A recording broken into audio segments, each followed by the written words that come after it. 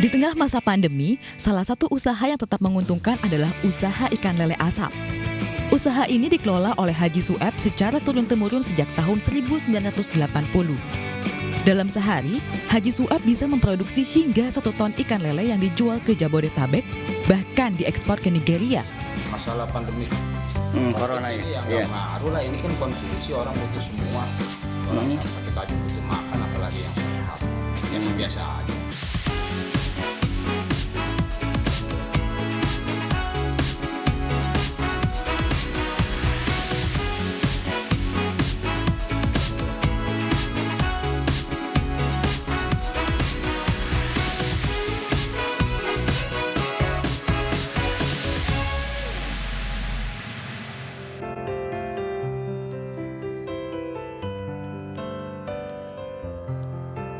Selamat malam pemirsa, jumpa lagi di Prime Show with Ira Kusno. Resesi saat ini menjadi ancaman yang sulit dielakkan ketika pandemi belum tampak ada titik akhirnya. Tidak cuma usaha besar, mereka yang berkecimpung di usaha paling mikro sekalipun harus menelan dampaknya. Serangkaian insentif serta stimulus sudah diberikan, tapi turunnya daya beli menjadi ancaman nyata. Bahkan pemerintah pun sudah menyatakan Indonesia kini di tepi jurang resesi. Kita masih harus berhati-hati melihat perkembangan dari perekonomian kita di kuartal ketiga ini yang tinggal beberapa minggu dan di kuartal keempatnya. Untuk keseluruhan tahun 2020, proyeksi kami di Kementerian Keuangan adalah antara minus 1,7 hingga minus 0,6. Pemirsa, terkait dengan inovasi, kejadian hebat seperti pandemi saat ini atau resesi harusnya bisa menjadi pemicu inovasi untuk mengubah jalan. Dan narasumber saya pada segmen awal ini di Prime Show adalah seorang pelaku UMKM yang terdampak pandemi. Setelah 32 tahun berlayar menjalankan usaha sepatu kulit, dia harus putar haluan. Selamat malam Uni Miske. Selamat malam Mbak Ira. Ya, Uni ini 32 tahun berjualan sepatu begitu ya. Sebelum kemudian alih haluan, omsetnya waktu itu berapa Uni? Omsetnya per bulan itu bisa 50 sampai 75, kadang kalau pesanannya banyak bisa lebih. Kita tergantung pesanan Mbak Ira. Nah, Uni waktu awal Cuman Maret itu kan standarnya kurang lebih segitu. Iya, waktu awal Maret itu kan kita sudah mulai kena pandemi. Kapan sebenarnya di usaha Uni benar-benar terasa mulai turun? Sebenarnya bulan Januari itu sudah mulai terasa, tapi yang parahnya itu mulai bulan Maret sampai saat ini. Turunnya sampai berapa persen Uni? Bukan turun lagi Mbak Ira, tapi sudah meluncur ya.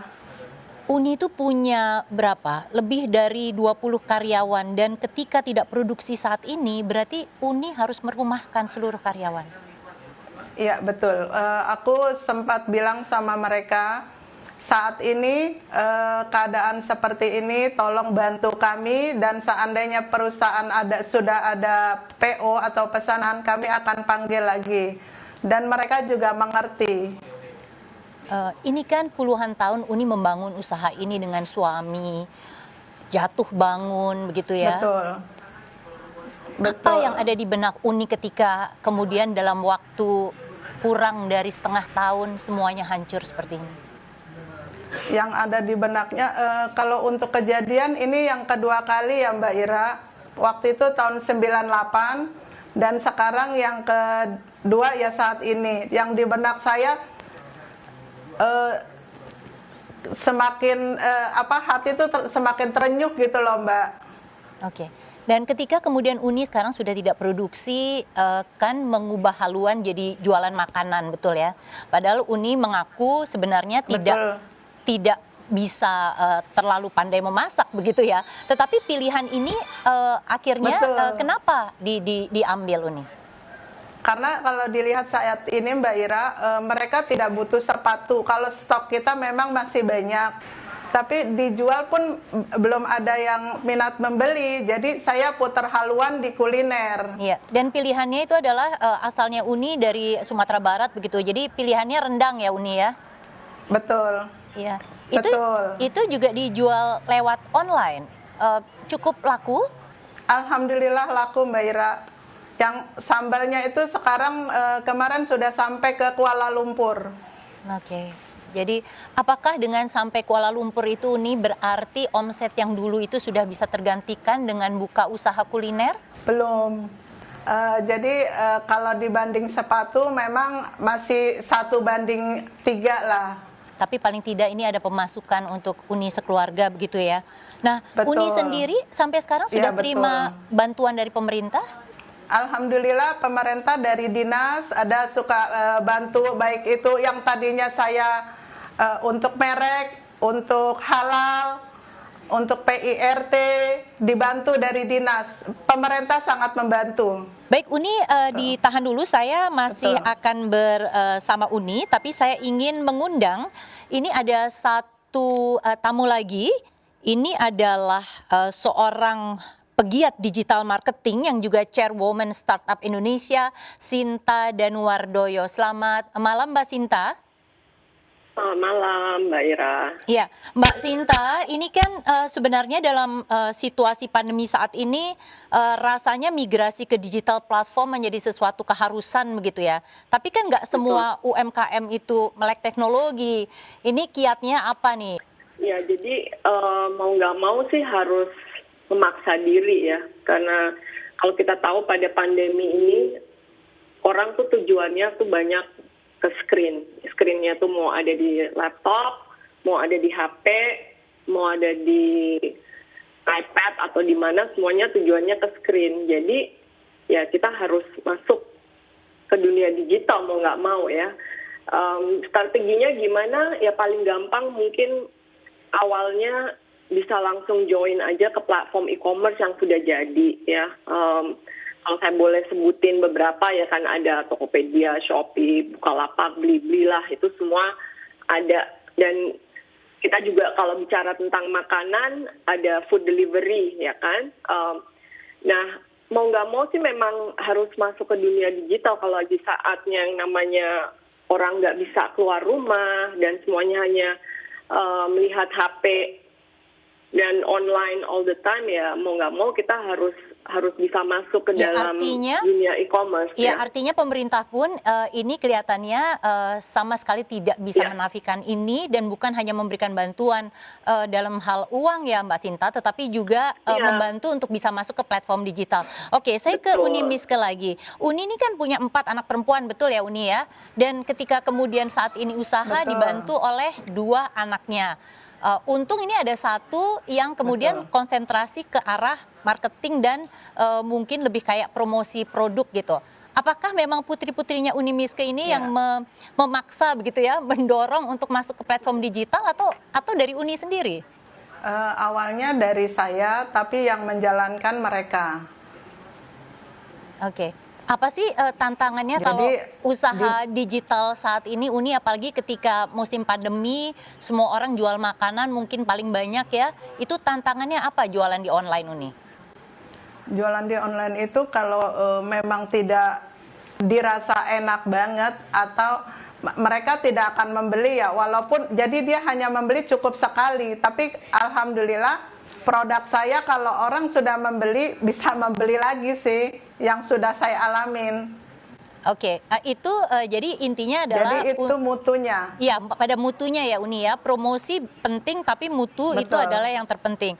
Nah, Mbak Sinta, ini sebenarnya kalau dibilang semua orang ini kan terutama masuknya kayak ke bisnis kuliner ya. Ini penuh banget. Itu apa sih kiatnya supaya di tengah begitu banyak orang yang jualan produk kurang lebih sama tapi kita bisa menonjol gitu? Ya pasti kita harus jadi kreatif ya. Kalau udah lagi begini nih kuncinya kalau kita jadi seorang entrepreneur ya kita harus jadi super kreatif. Mikirkan hal-hal yang unik yang mungkin ya kita harus pelajari market juga. Ada apa sih sekarang di luar. Terus kita harus membuat sebuah produk yang mungkin sedikit beda. Walaupun mungkin produknya sama, contohnya brownies. Tapi browniesnya kita ada rasa apa gitu, misalnya ada rasa kopinya atau apa. Nah, tapi kita juga harus melakukan riset pasar ya. Ada apa aja sih sekarang? Nah, riset pasar ini gampang sekali sekarang, apalagi semuanya online. Kita bisa tinggal search ya di online, di Google, di semua media sosial. Kita cek ada apa sih sekarang. Nah, kita juga harus jadi mikirnya out of the box, mikirin apa sih yang belum ada atau gimana sih supaya agak sedikit unik. Nah, itu sih kuncinya sekarang kalau udah Artinya kita bicara produk begitu. Kalau tadi Unimiske mengatakan memang promosinya dibantu putrinya ya, mungkin ada soal foto dan sebagainya gitu. Tapi kan tetap aja sebenarnya ketika memasarkan pertama kali promosi yang paling penting mestinya ya Mbak Sinta dibanding kemudian soal mutu, karena itu kan orang harus tertarik dulu untuk membeli. Harus tahu dulu, ya betul. Nah, menurut saya ini makanya tadi kenapa saya awalnya bilang paling gampang itu adalah melakukan promosi melalui social media yang gratisan lah ya. Di social media pun sebenarnya kita bisa spending sedikit marketing dan nggak terlalu mahal untuk menjalankan iklan melalui social media. Tapi yang juga lumayan gampang saya lihat bisa dijalankan ini adalah kalau ikutan marketplace. Marketplace itu hampir semuanya juga punya semacam workshop yang untuk mengajarkan kepada UMKM, UKM ini bagaimana sih menjalankan toko di marketplaces ini. Jadi sebetulnya banyak cara sih sekarang Mbak Ira, dan bukan hanya yang dibutuhkan tuh uang, justru kita know-how kita, bagaimana kita bisa belajar dan beradaptasi di dunia online ini. Dan sebetulnya segala macam marketplaces itu mengadakan workshop, dia punya tutorial, dia semuanya bisa gratis lah di situ awalnya. Mungkin bisa awal itu dulu, kalau memang sudah lebih fasih dengan yang namanya dunia online ini, banyak sekali cara-cara lain sih yang bisa dipelajari. Untuk mempromosikan ya, termasuk juga tadi soal mutunya ketika kemudian orang sudah mulai membeli. Nah, mulai coba, saya balik lagi ke Unimiske. Unimiske pernah dengar nggak sih ada beberapa artis yang memang membuka jasa endorse gratis terhadap produk di zaman pandemi ini? Ada, banyak. Pernah pakai jasanya nggak, nyoba-nyoba gitu Uni? Pernah. Siapa? Waktu itu saya mau coba sama Aden Bajai, cuman saya belum sempat kirim sampelnya, tapi mereka udah siap nerima. Saya ke Mbak Sinta lagi saat ini sebagai Chairwoman Startup Indonesia. Mbak Sinta, dalam situasi pandemi saat ini begitu ya, kalau ada UMKM yang ingin memulai usaha rintisan, sebenarnya apa yang harus diperhatikan? Masih mungkinkah atau sebaiknya jangan dilakukan dulu? Mungkin banget Mbak Ira, menurut saya this is the perfect time untuk mulai sih, justru karena kita punya banyak opportunity yang tadinya mungkin nggak kelihatan. Justru sekarang saya lihat banyak sekali sebenarnya opportunity untuk memulai bisnis, dan kita harus bisa langsung mulai di dalam dunia digital ya. Ini saya kasih sedikit fakta ya, berdasarkan survei McKinsey, itu sekitar 60% konsumen itu sekarang mencoba untuk metode belanja digital. Jadi selama pandemi ini ya, tadinya mungkin mereka nggak melakukan itu, tapi karena kepaksa akhirnya mereka mulai mencoba untuk beli barang online, which is berarti kita punya market lebih besar yang di online ini sekarang karena pandemi. Dan menurut saya itu adalah salah satu alasan untuk bisa mulai berjualan online ya melalui digital platform. Oke. Kalau kita bicara memang sebenarnya ini sangat bisa mulai dan nggak perlu terlalu ketakutan gitu. Tapi kan kita tahu bahwa ini Indonesia masuk ke resesi, daya beli masyarakat tuh turun Mbak Sinta gitu ya, sampai hampir minus 3% gitu. Apakah kemudian yakin? Karena kan yang membeli itu akhirnya kemampuannya turun. Sementara Mbak Sinta mengatakan jangan takut dan kita tetap bisa mulai begitu. Ini agak kontradiktif nih Mbak. Iya. Kayaknya saya harus kasih data sih, kalau nggak dikasih data nih nggak kelihatan. Nah, oke ini ya. Secara umum Mbak Sinta digambarkan saja. Contohnya nih ya, total transaksi e-commerce di Indonesia itu kan sekarang tuh udah mencapai 40 triliun US dollar. Nah, itu ketiga terbesar di dunia dan kita sudah melampaui transaksinya India. India tuh cuma 38 triliun US dollar. Jadi itu menurut saya numbernya itu besar banget untuk negara seperti Indonesia. Jadi kita harus mau nggak mau harus berani ya, karena kita juga lihat perkembangan dari dunia digital ini kita tidak bisa pungkiri lagi, apalagi sedang pandemi ini. Jadi kalau kita lihat dari angka e-commerce sendiri itu growth-nya besar sekali gitu. Dan saya tahu transaksi harian itu naik lebih 2 kali lipat sekarang gara-gara pandemi. Oke. Mbak Sinta, ini yang paling penting sebenarnya memang mencari apa jenis usaha yang memang bisa kita lakukan begitu dan jangan putus harapan meskipun ini pandemi dan memang di tengah resesi. Baik Mbak Sinta, terima kasih Unimiske, semangat terus, selamat malam. Terima kasih.